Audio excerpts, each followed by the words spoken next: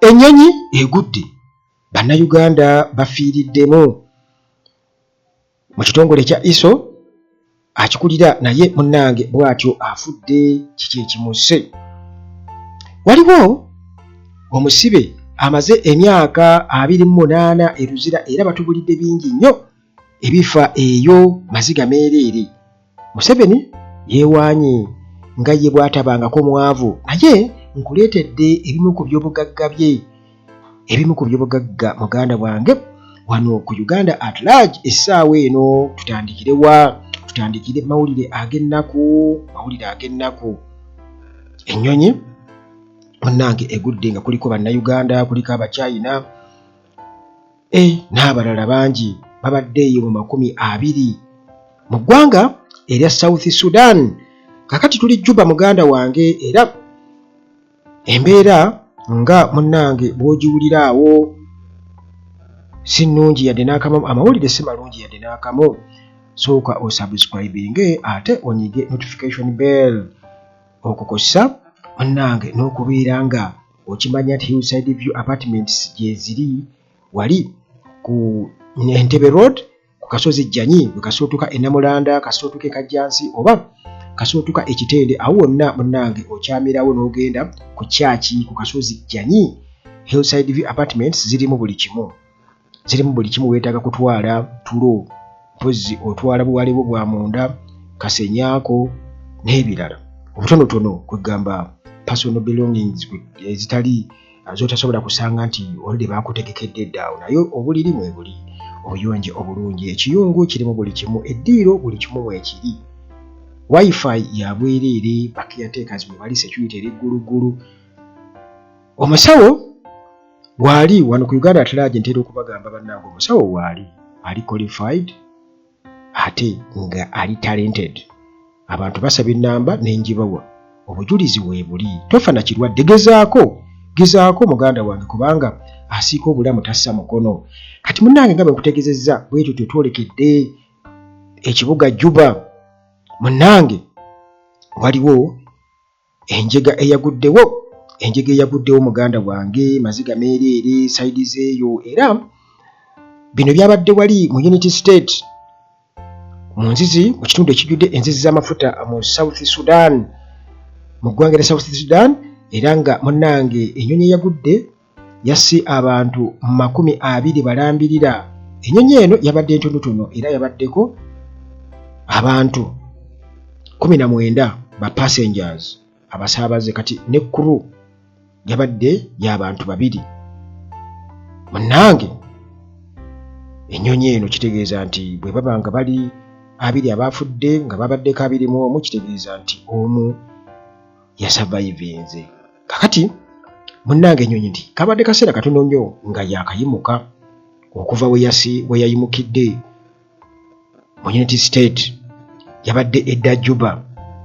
Munnange National Minister of Petroleum Port Kawang n'ennaku ennyingi mu kutubuulira amawulire ku byafudde ku nnyonyi eno eyeerindigudde ennume y'ekigo ku ttaka, just dakiika ntono nnyo nga kyejje esimbule.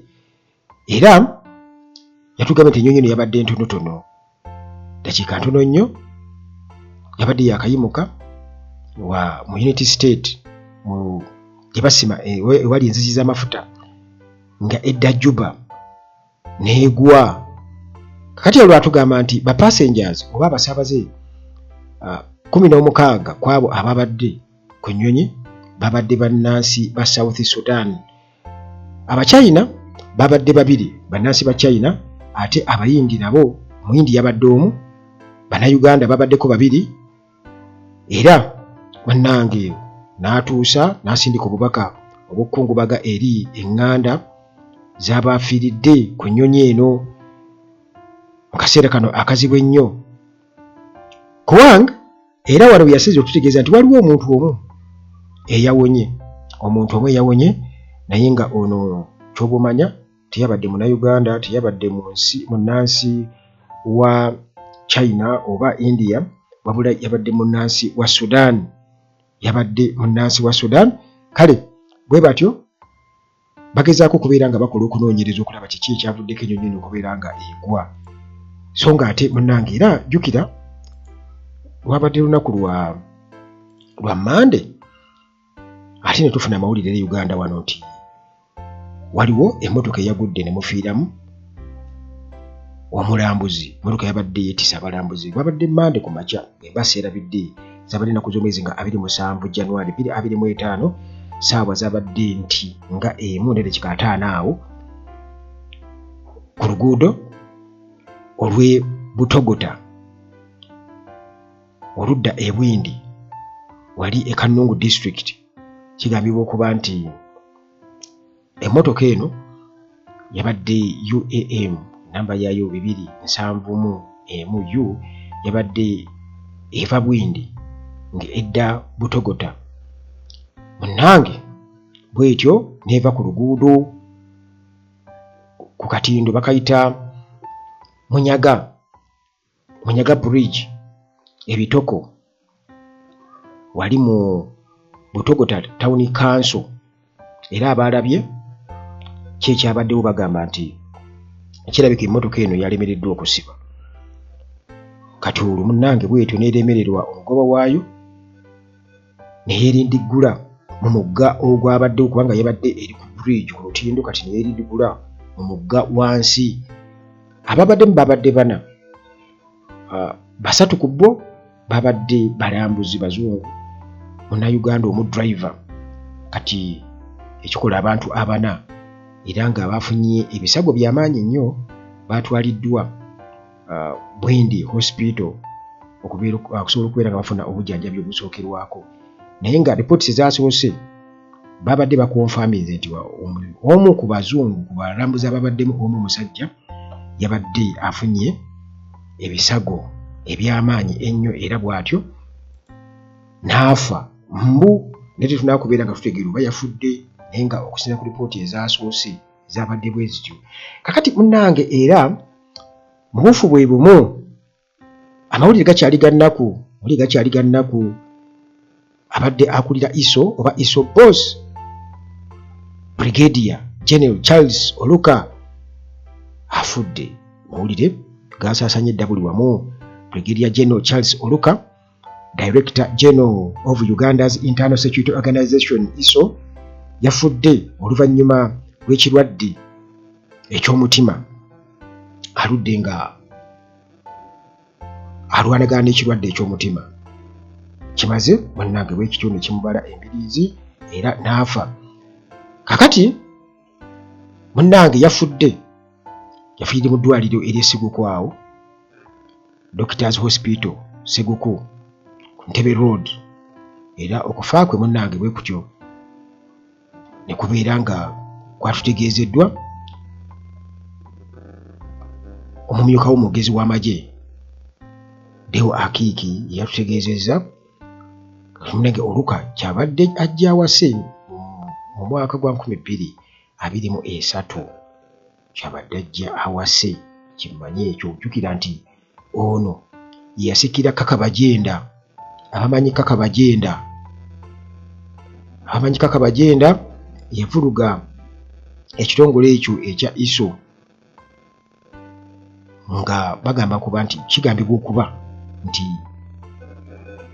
Kakabajenda ebimu ku bintu ebyamugobya mu ISO kwe kubeera nti nno yateranga okuwa Museveni reports enjingirire era okusinziira ku reports ziraga nti October 2020 lwe yakwasibwa ofiisi nga akulira ekitongole kino ekya ISO nga Kano Frank Bajenda gwe mumanyi obulungi ennyo.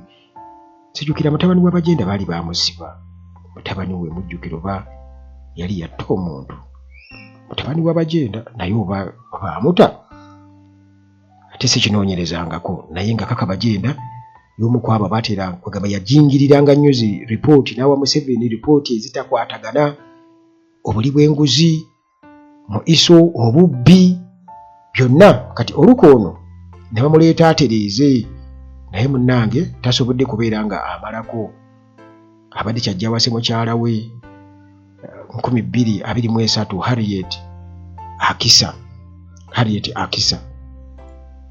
Omusajja ono tukimanyi bulungi nnyo nti abadde musajja ng'ava bitundu by'etteesa eyo, abadde Brigadier General nga musajja w'etteeso gy'ava. Naye munnange ekirwadde kimubaza embiriizi omukama amuwe ekiwummulo eky'emirembe. Kati bwe tugendako mu kkomera e Luzira eno muganda wange ate agavaayo geraliikiriza tuli Kampala Uganda muganda wange. Kati Parliament Committee bano batutegeeza nti waliyo omusajja amazeeyo emyaka 28 mu kkomera nga tawozesebwanga era omusajja ono amannya ge yategerekeseko nga Alfred Byamukama, amaze emyaka 28 mu kkomera ly'e Luzira nga talabikangako mu kkooti nti bamusalire omusango bawozesebwe. Kaakati munnange Human Rights Committee bano batutegeezezza nti omusajja ono okulwa mu kkomera ebbanga lino lyonna kisiiga ekifaananyi ku basibe abalala, kugamba tali yekka, tuli n'abasibe abalala abali eyo. Y'ensonga lwaki kiraba nti babakuumira eyo, ekkomera ne lijjula ne wabayo omujjuzo mungi nnyo. Kati ne batandika okubeera nga beekwasa, ekkomera lijjudde, ekkomera ttono nnyo, abasibe kati baliyo bwe bati, so nga abasibe bali eyo tebawozesebwa. Kugambye ekitundu ku basibe mu kkomera lino ly'e Luzira bali ku limandi, era okusinziira ku kunoonyereza okwetegereza aba Parliament Committee bakizudde nti munnange abantu okubeera awo nga tebawozesebwa kwegamba lyeriringa etteeka eri erikola, era nti kino muganda wange e Uganda bwe kiri. Kale munnange batutegeeza nti half oba ekitundu nga bw'onoogamba nti kati baba abasibe nga bali 1,500 byonna balinze bulinzi kubeera nga bawozesebwa naye nga tebawozesebwa, ekireetedde okubeera nti no ekkomera liba n'omujjuzo. Bagamba nti over 300% e Luzira abo bonna balinda bulinzi, era nti y'ensonga lwaki erina congestion eya 500%. Mu May 2021 aba Advocate Sons Frontiers aba ASF bano baateekayo munnange okufaayo ne bakola okunoonyereza, era bagenda okukizuula nti population oba abantu abasibe obungi mu Uganda basusse mu makomera, era bano bakizuula nti September 2021 nti Uganda yalina abasibe 6,5326 era nga bagamba nti so nga ate abasibe abalina okujja mu makomera ge Uganda balina kuba 1,986.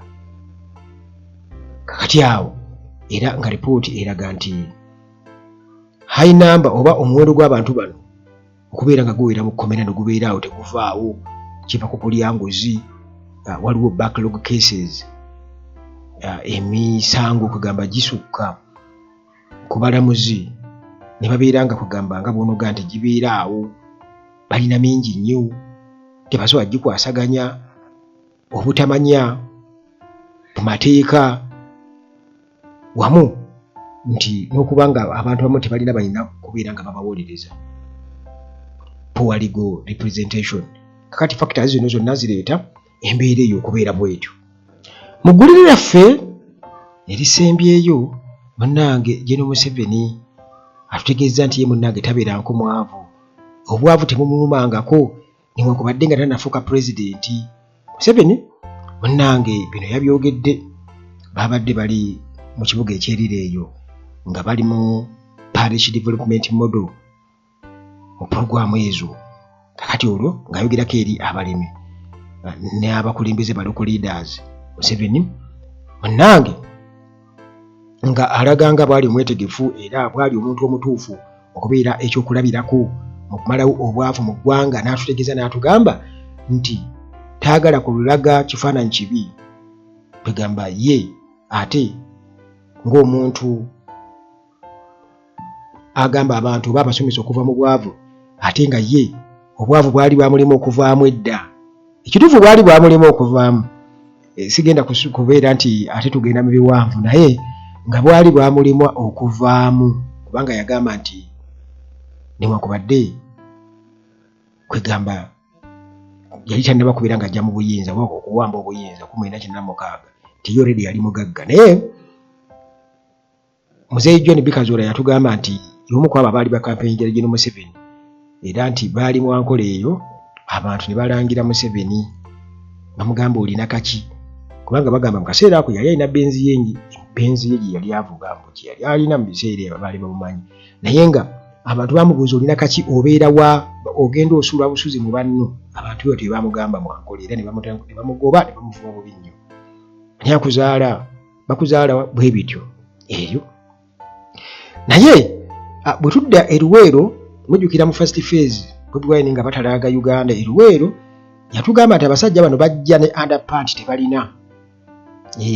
Bajja ne underpant tebalina, kwegamba yakozesa ekyo tekyali kyakuvuma, naye abantu amu bagenda bugenzi, abatamanyi Luganda bagenda bugenzi. Agambye nti baali tebalina underpant. Ekituufu kiri nti n'abamu era bajja tebazirina, bazaalimu ensekere n'ebirala. Kati okwesibako ensekere ogijjamu n'ogisuula eri abakazi oba bo baabanga batateri amanyi. Kakati munnange Museveni essaawa eno wetwogerera nakutegeeza nti nina kubuulira ebimu ku by'obugagga bye.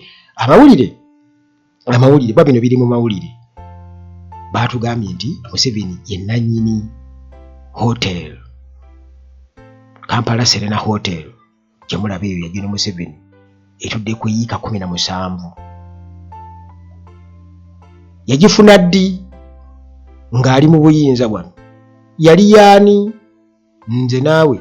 Kyokka ate nga batugamba nti n'ebizimbe ebiranga olaba Kashiya Mall n'ebirala byabwe biri mu family, era yatukakasa natuga nti bo already kati bagagga bamaze okugaggawala, nammwe kati abaleetedde parish development model mukole ki?